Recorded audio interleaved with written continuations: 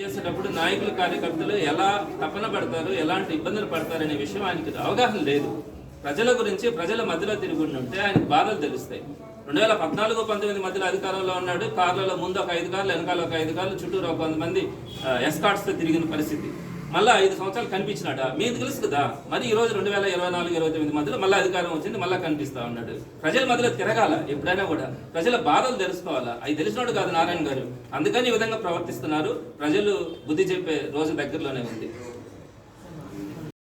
అటువంటి పరిస్థితుల్లో జరుగుతున్నటువంటి దుర్మార్గాలన్నీ కూడా నెల్లూరు ప్రజలకు తెలియజేయాలనేటువంటి ఉద్దేశం. ఎందుకంటే ఒక అమాయకుడు ఇల్లు కొట్టినంత మాత్రాన మీరు సాధించేటువంటి ఘనత ఏముండదు. కానీ దీనివల్ల మీరు ఎంత చెడ్డ పేరు మూట కట్టుకుంటున్నారో ఆలోచించండి. ఎంత చెడ్డ పేరు మీకు వచ్చిందో ఆలోచించండి. నగర ప్రజలు ఏ విధంగా అనుకుంటున్నారో ఆలోచించండి. ప్రజల ముందు మీరు ఏ విధంగా దోషులుగా చిత్రీకరింపబడుతున్నారో ఆలోచించండి. కాబట్టి దానికి సంబంధించి ఖచ్చితంగా న్యాయ పోరాటం చేస్తాం నేను అనుకుంటున్నా. ఖచ్చితంగా రేపు 5వ తేదీ మేము మరలా దానికి సంబంధించినటువంటి దాంట్లో న్యాయమూర్తి మంచి మనసుతో ఆ కమిషనర్కి జైలు శిక్ష వేయాల్సినటువంటి అవసరం ఉంది, జైలుకు పంపించాల్సినటువంటి అవసరం ఉంది అని చెప్పి మేము అభిప్రాయపడతాం. జిల్లాలో రాయేటువంటి వచ్చేటువంటి పరిణామాల నేపథ్యమే నెల్లూరు జిల్లాలో ఉన్నటువంటి ప్రస్తుత పరిపాలన అని చెప్పుకోవాలి. అంతకన్నా ఏముంది చెప్పుకునే దానికి గలీజ్ పనులన్నీ చూస్తుంటే. నగర ప్రజలైతే ఎక్కడ చూడాల, రాష్ట్రంలో కూడా ఎక్కడ చూస్తారు. అదేవిధంగా నారాయణ గారికి వచ్చినట్టుగా పాత లేఅవుట్లు ఏదన్నా ఉంటే ఆ లేఅవుట్లకు సంబంధించి మీరు పర్మిషన్లు ఇవ్వద్దు. వాటికి ఏదన్నా కట్టుకొని ఉంటే వాటికి కనెక్షన్లు ఇవ్వద్దు, వాటికి రిజిస్ట్రేషన్లు చేయొద్దు. నీకేమి సంబంధం, నీకేమి హక్కు ఉంది? ఏదైనా ఉంటే రెగ్యులరైజ్ చేయి, లేదంటే బెటర్మెంట్ ట్యాక్స్ కట్టించుకో.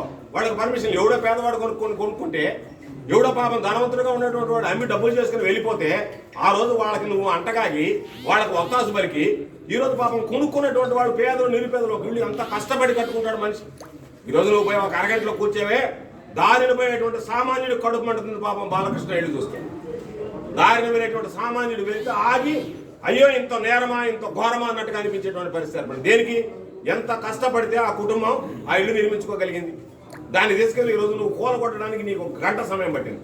ఎన్ని రోజులు వాళ్ళ పాపం కష్టపడితే ఆ కుటుంబం, ఎన్ని రోజులు కష్టపడితే ఆ కుటుంబం దాంట్లో నుంచి మధ్యతరగతి కుటుంబాలు నువ్వు వాళ్ళ మీద దాడి చేసి వాళ్ళని ఆర్థికంగా ఇబ్బందులు పెడితే ఆ కుటుంబాలను గోడు పంపిస్తే రేపు అది మనకి తాకుతుందా లేదా అనేటువంటిది ఒకసారి ఆలోచించి వాటికి సంబంధించిన దాంట్లో కరెంట్ కనెక్షన్లు ఇవ్వాలి అంటే కరెంట్ కనెక్షన్లు ఇవ్వడానికి లేదు.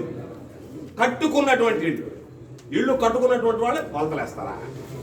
దేనికైనా ఇళ్ళు కొలతేస్తున్నాను అంటే డీవియేషన్ ఏదైనా ఉందో చూస్తాడంట. అంతకుముందు ఇచ్చినటువంటి ప్లాన్ డీవియేషన్ అంటే ఏం చేస్తాడంటే కరెంట్ కట్ చేస్తాడంటే, లేకపోతే దానికి సంబంధించినటువంటి దాంట్లో అన్ని ఎమ్యూనిటీస్ ఆపుతారంట. ఆ కుటుంబం ఉండేటువంటి వాళ్ళు ఏం చేయాలా? వాళ్ళు ఎక్కడికి పోవాలా? వాళ్ళు ఏం చేయాలా? ఎవరో కట్టుకున్నారు, ఎప్పుడో కట్టుకున్నారు, పర్మిషన్ లేవు. ఏమో ఆ రోజు మీ వాళ్ళు మామూలు తీసుకున్నారు, వాటికి ఒప్పుకున్నారు కార్పొరేషన్ సిబ్బంది ఎవడో ఒకడు.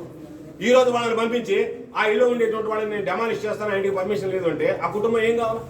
నిరుపేదల చిన్న చిన్న ఇల్లు కట్టుకున్నటువంటి వాళ్ళు వాటిని రెగ్యులరైజ్ చేయాలన్నా ఏదైనా ప్రొసీజర్ చేయాలనేటువంటి ఆలోచన చేయాలి. వాటిలో మళ్ళీ ఏరణం ఏమని నోటీసు, ఆ నోటీసుని అక్కడ అంటించు. ఇవన్నీ వదిలిపెట్టి హెచ్చరిక, ఈ స్థలం నగరపాలక సంస్థ స్వాధీనం చేసుకోవడం అనేది. తదుపరి వివరాల కొరకు ఈ కింద నంబర్ను సంప్రదించగలరు. ఎప్పుడన్నా నెల్లూరు చరిత్రలో ఎవడన్నా వేకెంట్ ల్యాండ్ ట్యాక్స్ కట్టకపోతే ఇటువంటి బోర్డులు పెట్టినటువంటి సందర్భాలు ఉన్నాయా? ఎప్పుడన్నా జరిగిందా? 1 కాదు 2 కాదు, ప్రతి దగ్గర ఇటువంటి బోర్డులు పెట్టాడు మీ కమిషనర్. ఇప్పుడు ఆ తీసుకెళ్ళి పాపం ఒక టైటిల్ ఉండేటువంటి భూమిని మీరు ఈ బోర్డు పెడితే మేము స్వాధీనం చేసుకున్నాము అంటే ఆ తర్వాత మీకు వేకెంట్ ల్యాండ్ ట్యాక్స్ కట్టవచ్చు, మీరు ఆ బోర్డు తీసేయచ్చు. కానీ అతను ఉన్నటువంటి రేట్ ఏమవుతుంది? ఆ భూమి యొక్క విలువ ఏమవుతుంది?